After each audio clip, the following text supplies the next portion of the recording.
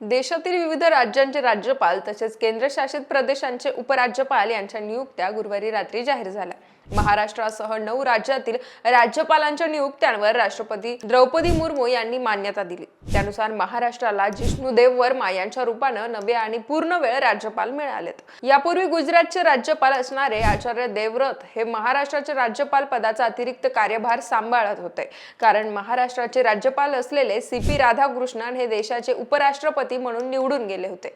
त्यामुळे महाराष्ट्राचं राज्यपाल पद रिक्त झाल्यावर 15 सप्टेंबर 2025 मध्ये आचार्य देवव्रत यांच्याकडे महाराष्ट्राचा अतिरिक्त कार्यभार सोपवण्यात आला होता।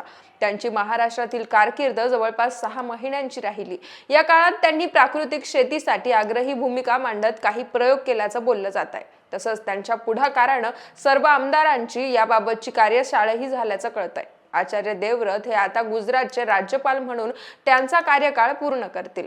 तर ईशान्य भारतातील अनुभवी राजकारणी, भाजपचे निष्ठावंत नेते तसंच राजघराण्यातील सदस्य म्हणून ओळखले जाणारे जिष्णुदेव वर्मा यांच्या खांद्यावर आता महाराष्ट्राची जबाबदारी देण्यात आली आहे। महाराष्ट्रासारख्या मोठ्या आणि आर्थिकदृष्ट्या महत्त्वाच्या असणाऱ्या राज्यात त्यांची झालेली ही नियुक्ती राजकीयदृष्ट्या महत्त्वाची मानली जाते। त्यामुळे साहजिकच जिष्णुदेव वर्मा हे चर्चेत आलेत। त्रिपुरा ते मुंबई अशी त्यांच्या राजकीय प्रवासाची स्टोरी आपण व्हिडिओतून जाणून घेणार आहोत। नमस्कार, मी पूजा आणि आपण पाहतायत दे दणका।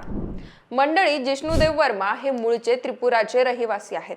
15 ऑगस्ट 1957 मध्ये त्रिपुराची राजधानी आगरतळा या ठिकाणी त्यांचा जन्म झाला। त्यांचे वडील रामेंद्र किशोर देव वर्मा हे महाराजा वीर विक्रम माणिक यांचे लष्करी सचिव आणि गृह सचिव होते। त्यामुळे ते राजघराण्याशी संबंधित असल्याचं सांगण्यात येत आहे। शिक्षणाच्या बाबतीत सांगायचं झालं तर कोलकाता विद्यापीठातून त्यांनी इंग्रजी साहित्याची BA ऑनर्स ही पदवी मिळवलेली आहे।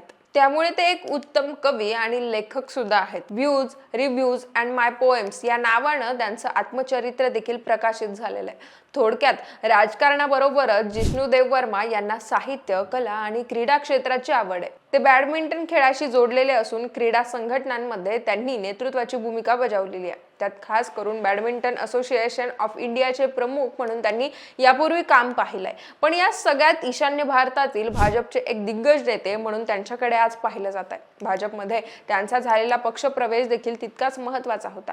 1990च्या दशकाच्या सुरुवातीला त्यांनी भाजपमध्ये प्रवेश केला। या काळात एकीकडे संपूर्ण देशभरात राम जन्मभूमी आंदोलन चालू होतं, तर दुसरीकडे त्रिपुरा राज्यात डाव्या विचारसरणीचा बोलबाला होता। अशा विपरीत परिस्थितीत त्रिपुरामध्ये भाजपचं संघटन उभं करणं हे खरं तर जिष्णुदेव वर्मा यांच्या समोर एक मोठं आव्हान होतं, पण त्यांनी ते काम केलं। कार्यकर्ते, नेत्यांची एक चांगली फळी त्यांनी उभी केली। भाजपचं कमळ घराघरात पोहोचवण्यासाठी मोहिमा हाती घेतल्या। याच दरम्यान त्यांना भाजप पक्षानं राष्ट्रीय सरचिटणीस पदाची जबाबदारी दिली होती। दरम्यान संघटनेत दीर्घकाळ काम केल्यानंतर 2018 मध्ये त्यांनी प्रत्यक्ष निवडणूक रिंगणात उडी घेतली। त्रिपुरा राज्यात विधानसभेची सार्वत्रिक निवडणूक पार पडली आणि जिष्णुदेव वर्मा हे चारीला मतदारसंघातून विक्रमी मताधिक्य घेत आमदार झाले। त्यांनी 26,580 एवढी मतं घेतली होती, तर त्यांच्या विरोधातील माकपचे उमेदवार पलाश देव वर्मा यांना केवळ 1030 एवढीच मतं मिळाली होती। यावेळी त्रिपुरामध्ये भाजप सत्तेत आली आणि जिष्णुदेव वर्मा यांच्या गळ्यात उपमुख्यमंत्री पदाची माळ देखील पडली। 2018 ते 2023 पर्यंत त्यांनी त्रिपुराचे दुसरे उपमुख्यमंत्री म्हणून काम पाहिलं। या कार्यकाळात त्यांनी वित्त, ऊर्जा, ग्रामीण विकास, पंचायत राज, पर्यावरण यासारखी महत्त्वाची खाती सांभाळली। पुढे 2023च्या त्रिपुरा विधानसभा निवडणुकीत मात्र त्यांच्या मतदारसंघातून त्यांना पराभवाचा धक्का सहन करावा लागला। यावेळी ते राज्य विधानसभेच्या निवडणुकीत त्रिपुरातील सर्वाधिक श्रीमंत उमेदवार म्हणून चर्चेत आले होते, पण एका स्थानिक पक्षाच्या उमेदवारानं त्यांना पराभूत केलं।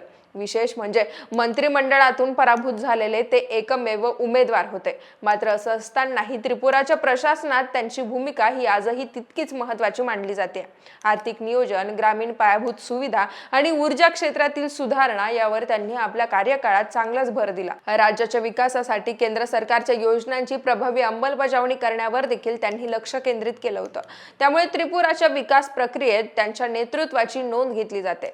जिष्णुदेव वर्मा यांचा राजकारणातील हा दीर्घ अनुभव लक्षात घेऊन पुढे त्यांची तेलंगणाचे राज्यपाल म्हणून नियुक्ती केली गेली। जुलै 2024 मध्ये राष्ट्रपती द्रौपदी मुर्मू यांनी त्यांना राज्यपालपदी नियुक्ती दिली होती। तेव्हापासून ते तेलंगणाचे राज्यपाल म्हणून कार्यरत होते.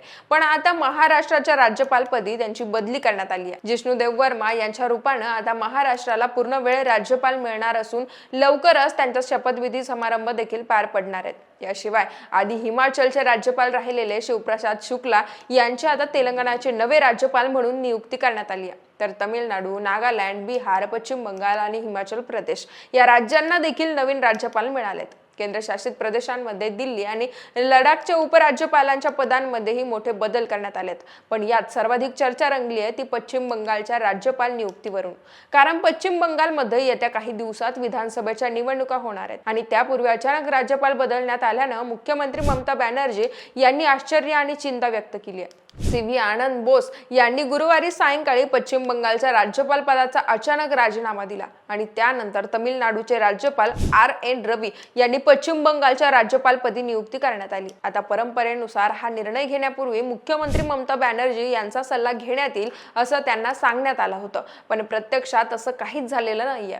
निवडणुकीच्या तोंडावर राज्यपालांच्या राजीनाम्यामागे दबाव असू शकतो असा आरोपही ममता बॅनर्जी यांनी केलाय. बाकी महाराष्ट्रासह देशातील एकूण 9 राज्यांच्या राज्यपालांच्या या नियुक्त्यांवर तुम्हाला काय वाटतं? तुमची मतं आणि प्रतिक्रिया आम्हाला कमेंट्सच्या माध्यमातून कळवा आणि देदानकाला सबस्क्राईब करायला विसरू नका.